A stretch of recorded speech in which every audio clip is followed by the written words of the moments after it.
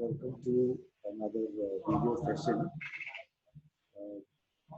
This is a session on the lab, that is basic simulation lab. So this lab is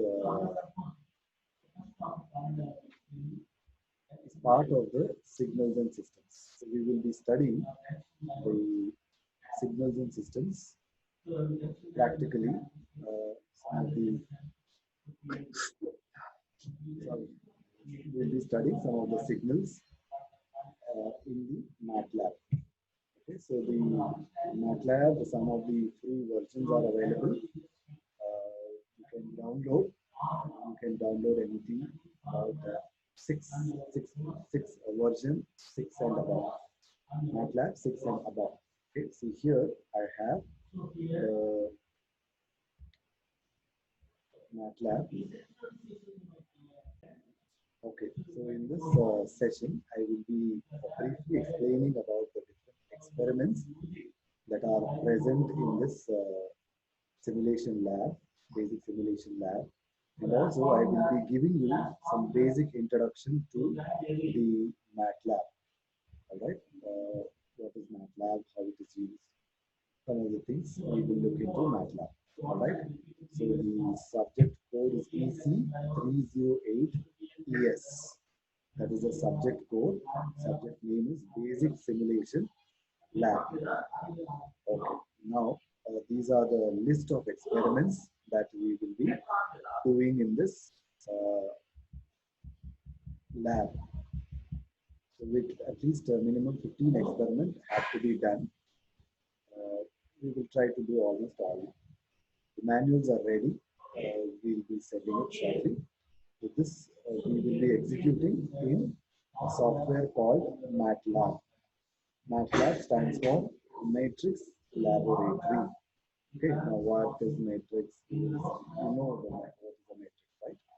The mathematics involved with the matrices operation, all that.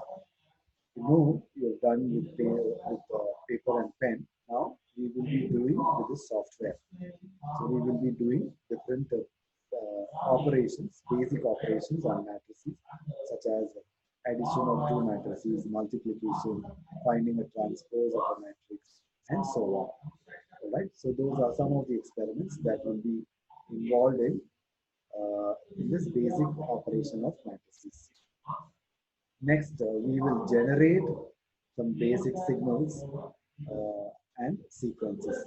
Here, sequences means for the discrete time signals, and signals here we indicate it's normally a continuous time signal. So we will generate both the periodic and non-periodic. We will generate the impulse, that is a continuous time, the discrete time, unit step, then square wave, and a sawtooth wave, triangular waveform, and the sinusoidal, ramp signal, sync signal. We will be generating all of these signals in the MATLAB and analyze those characteristics of them. Next, we will be doing some operations on signals. So what are the different operations that we can perform? We can perform addition of two signals, multiplication of two signals. We can perform scaling operation on signals. We can perform time shifting operations on signals. We can do folding or reflecting of signals.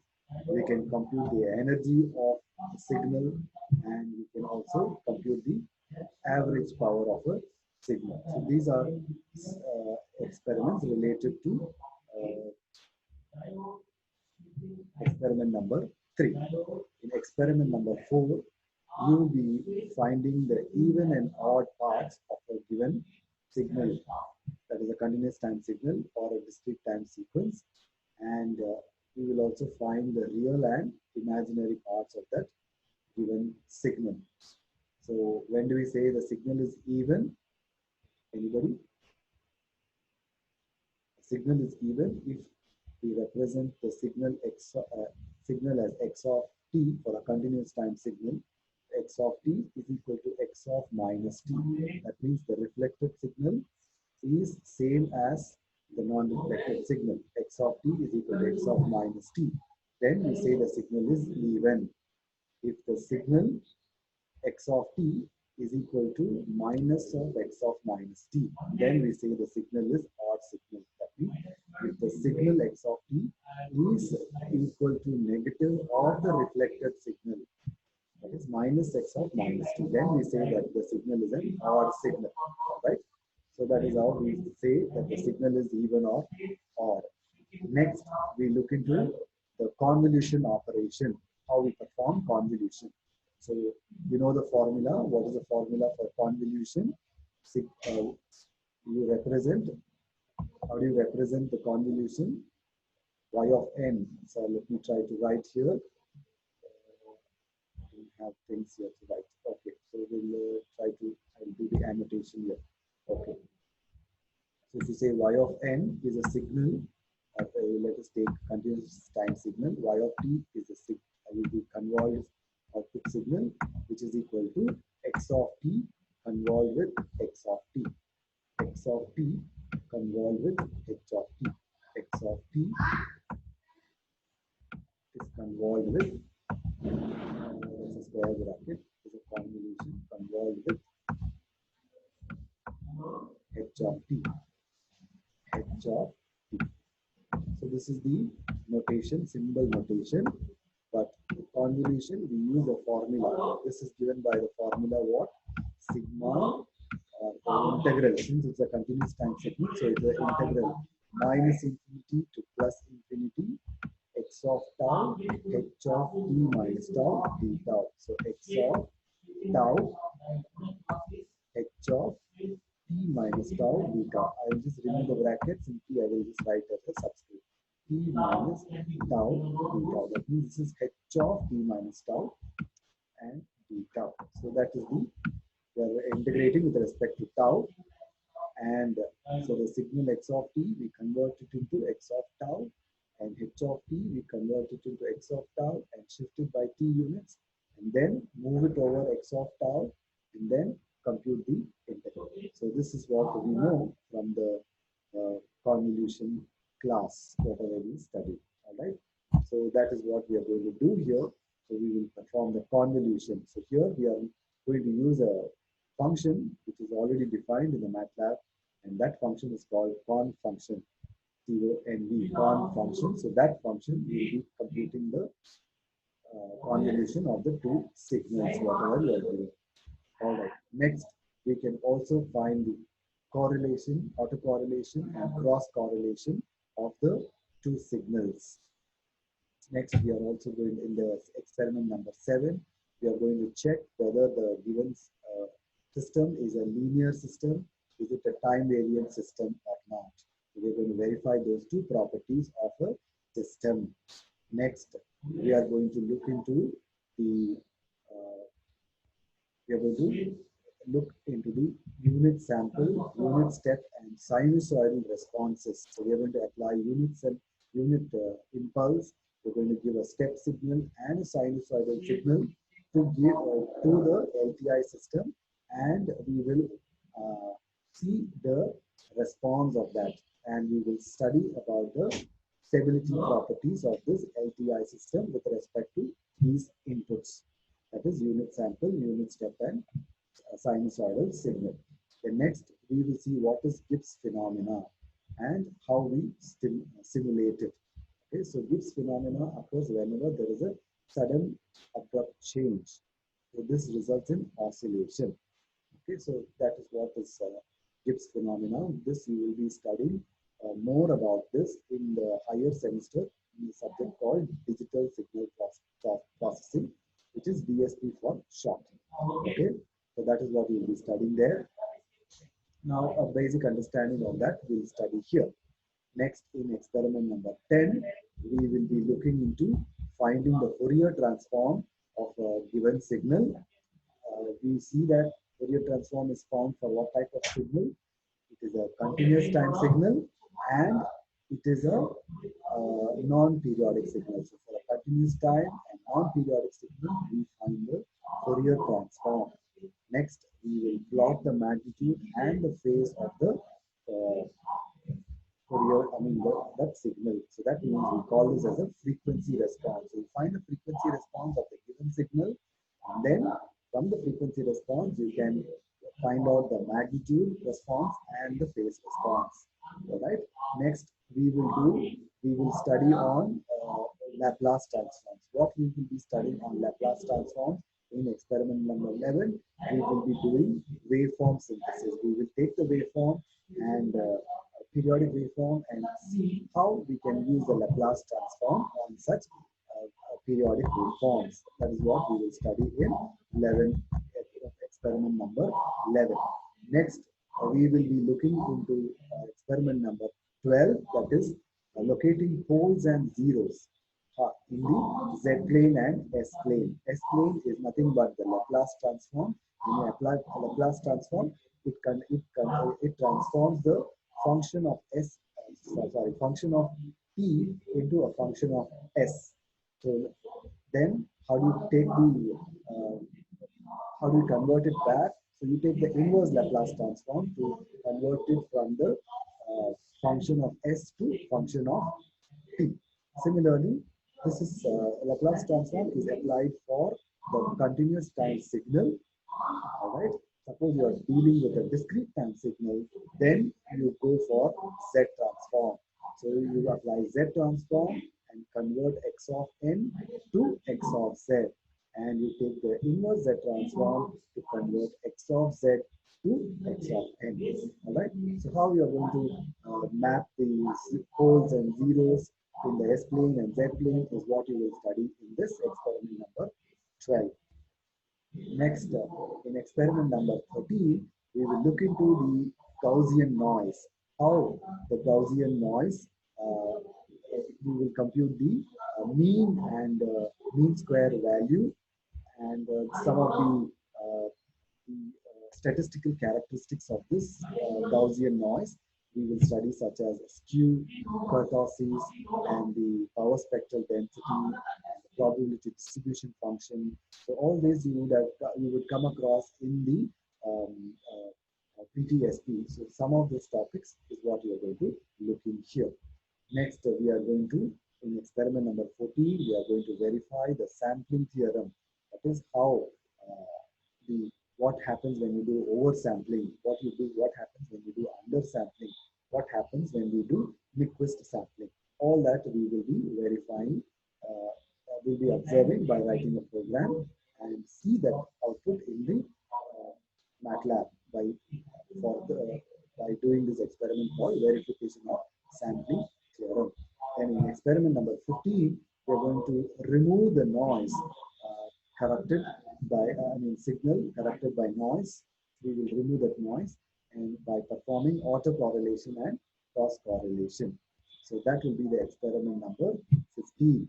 Next is experiment number 16, where we will be extracting the periodic signal that is masked by noise. Masked means that is covered by noise. So in a periodic signal, you add in some noise and then you remove that. You extract only the periodic signal by using the correlation. So that is a operation we will be doing to get the periodic signal, original periodic signal. Then we will also write a program in experiment number 17 to verify the Wiener-Kirchlin relations. So we will look into that when we go to that experiment. And also we will check whether the random process is White-Cell stationary or not. So that we will check by writing a simple program. So these are the different experiments that we will be doing in the lab, that is basic simulation lab. Now coming to the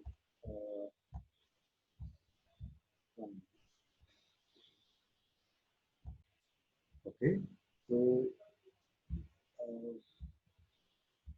as I said, we require MATLAB software to execute these programs.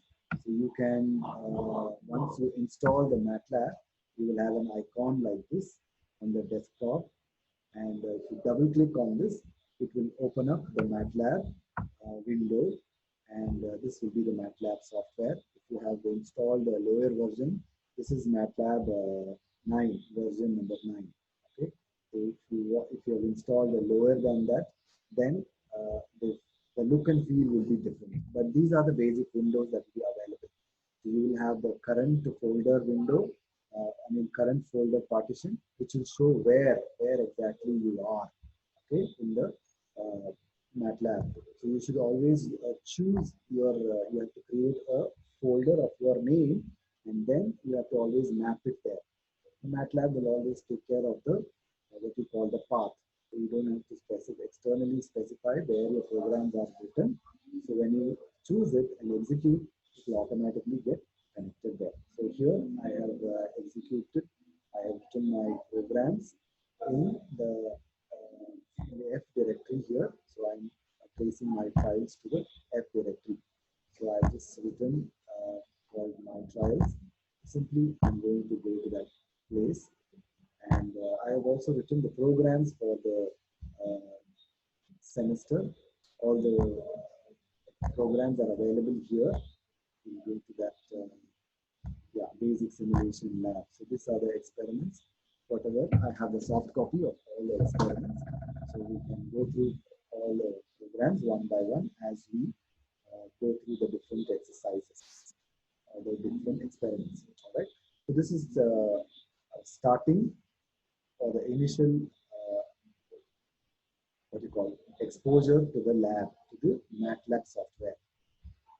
Okay, so first, whenever you start, so after the software gets loaded, it will come up with, and it will show this window. Okay, so suppose if this kind of partition is not shown, so you can always go to the layout. It will be under home. You can see a trace for desktop layout or something, and then you can choose that as a default. When you choose as default layout, so you will get this windows. So where it will show workspace. Workspace is what variables you are using, what are the values of that. That is what is workspace. And here it will show the files that you can use it. All right, so that will be the files, and here is the command window where it will show you all the different commands that you can use. All right, so this is the look and feel of the MATLAB screen. So these are the 4 screens that has to be visible for you. As I said, if it is not showing these 4 screens, you can go to the layout and click on the layout and select the layout and choose as default. So once you choose the default, this 4 windows will come, where you have to see what is the command window, and you have to see where your files are. Okay, so let me simply take the first experiment. So when you go to this and double click on that experiment, that file will open up here in the editor window. Sometimes you can have a separate editor. So separate editor means it will be separate file and separate window. There you can edit, and that file name you have to come here and execute. That is one way of doing. Sometimes it can be attached to the screen itself. Okay, so therefore it depends on the version. Which version? I think 6 will have a separate editor window, and there, what is an editor? It is where you have to type the program. All right, so that is where you will be typing a program and you will be executing. So now you see, now what is this MATLAB? Okay, well, let me come to the point of what is this MATLAB. MATLAB means Matrix Laboratory. So as you can see here, I have everything is by default, it's a matrix. For example, if I say A is equal to, I'm just going to do it in a bracket or in any bracket. Okay, 1, 2, 3. Okay, and enter. Now you see it will print the values of A. All right, so you can see that what is the, I have not defined what is A. Okay, so I have not defined, I think it should be it as a square bracket, or I should separate it by a comma.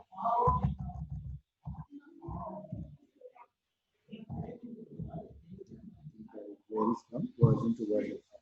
So I have not defined what is, unlike the C program, you have to tell what is A, int A, isn't it? So here I have not told what is the data type. I simply said A is equal to bracket 1, 2, 3. That means A is a row vector or a row matrix, right? Suppose if I want to give, so now you see this is what it is. So that is why it is called as a matrix laboratory. That means everything by default, the variables are what type? They're all matrix type. So for example, this is a row matrix. If I want to give it as a column matrix, you can give it, or you can just simply complement that. B is equal to, equating B, matrix B equal to A complement. All right. And when you put a semicolon, this will not display. See here in the previous case, I just said A is equal to square bracket 1, 2, 1 space, 2 space, 3. And I did not put a semicolon. What happens when you don't put a semicolon? If you don't put a semicolon, that the values of that variable will be displayed. Now you see I'm putting a semicolon, but the if it execute, if the instruction, if the code is correct, it will not show any error and it will show the next line to execute.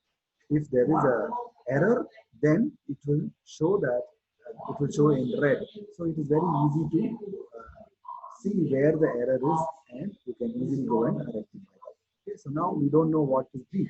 Now to print out what is B, I simply type B and press enter, and you see that it will display the column of B. So here A transpose, or A is the row vector is transposed to a column vector. It's the simplest experiment. So I did not tell what is B also. So it is automatically taken that B is a matrix. Here in this case, it's a column matrix. The previous case, A was a row matrix. Now I cannot see now A equals B. If I do,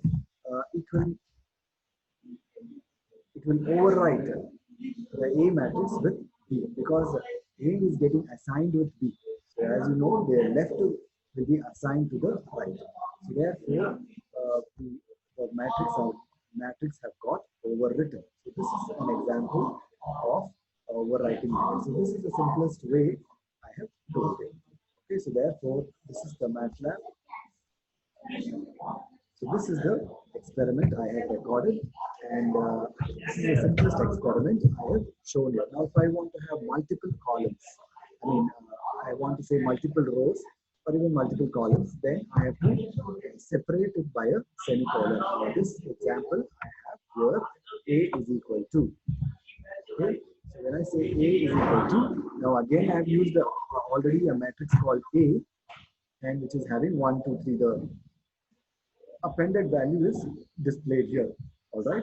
So now I am overwriting the same matrix A. Okay. So I am creating a square matrix.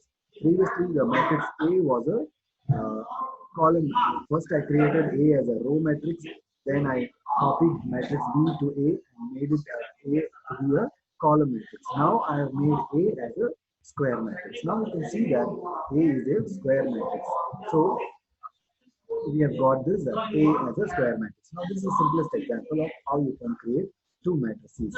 So, and you can perform the multiplication operation and all the matrix operation basically. So this experiment number 1 deals with all the basic operations. So here A is a matrix whose elements are, whose elements are 2, 4, 1 the first row, minus 2, 1, plus 9 second row, and minus 1 and 0 as the third row.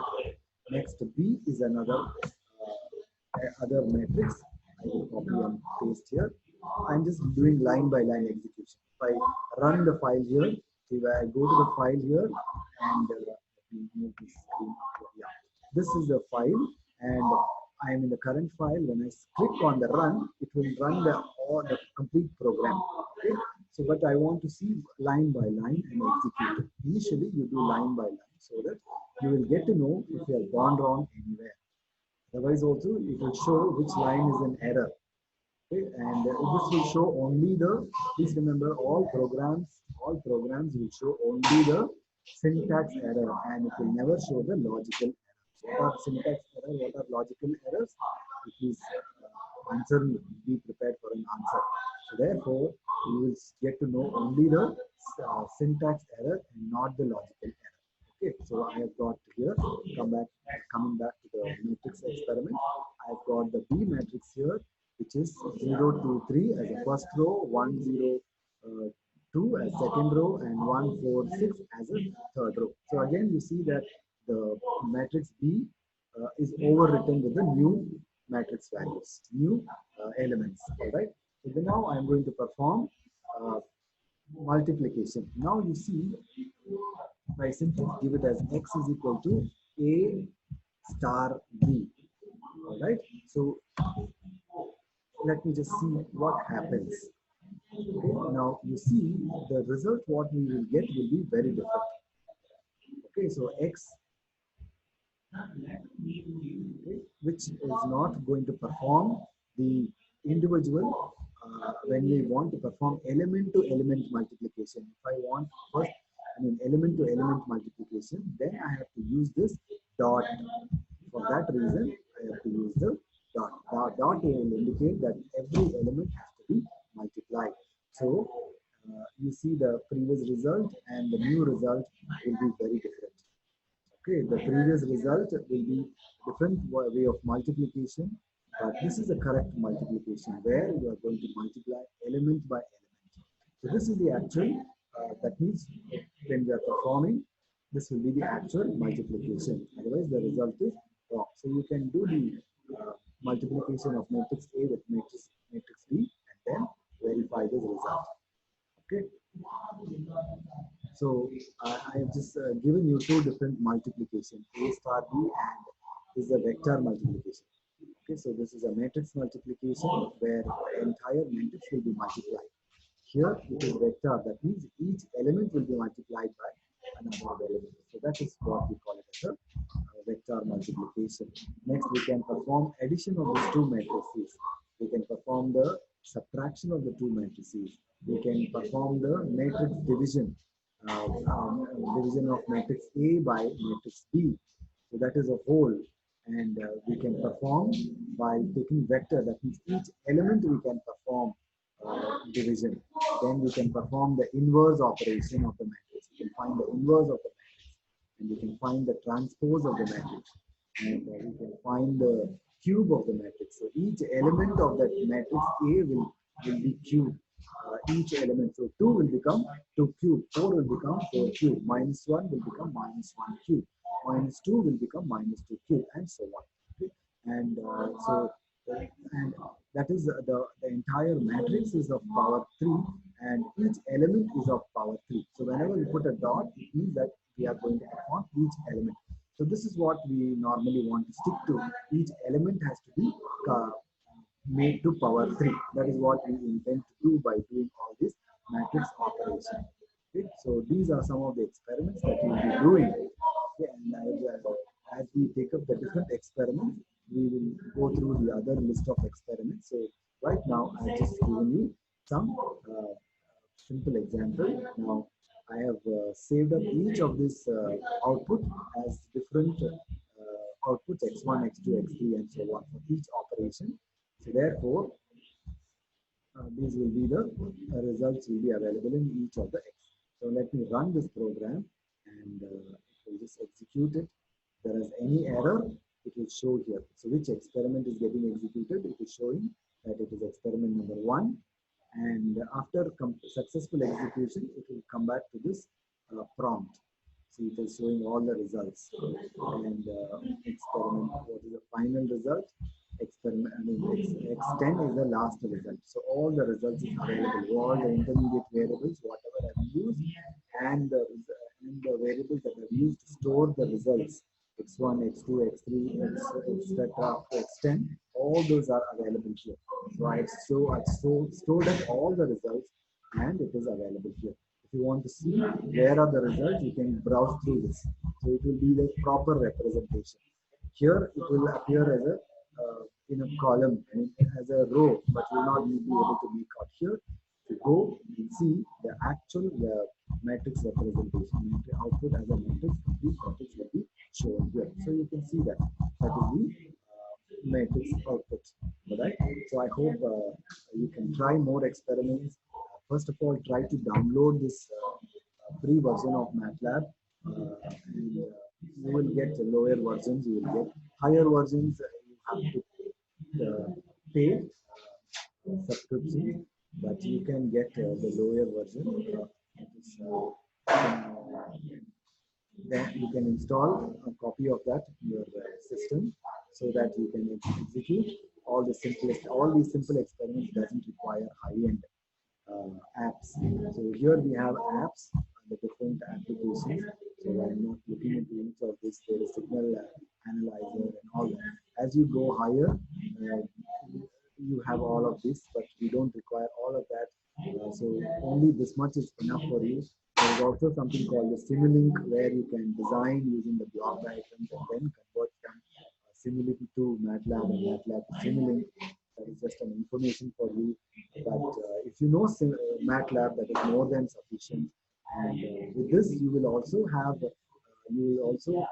build up on this. This is the basics lab, basic simulation lab. You are going to simulate the signals and systems that you are studying. In signals and system subject, you will be doing the simulation of that, understanding by software, writing a simple program to simulate them and perform some signal operations.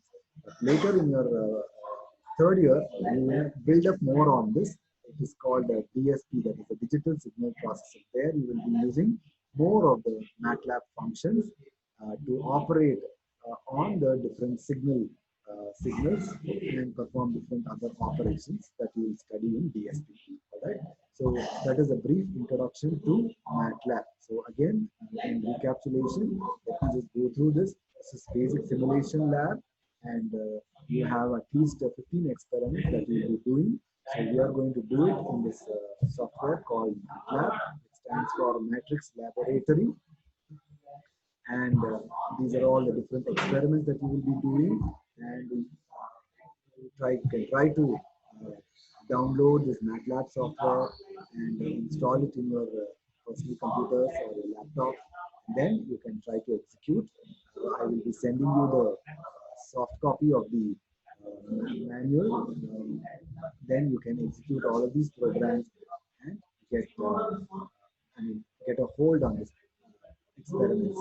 And as we take up the different experiments, I will be giving a brief introduction on what are the what we call commands or the functions that are used in that, and then we will also look into what are the operations that we are performing. Each of their experiment, I will be giving a brief introduction, and we can take up this experiments. Okay, so with that, I hope you have understood what is the importance of this lab, and I hope you will be excited to learn and work this out and get a hold of this subject.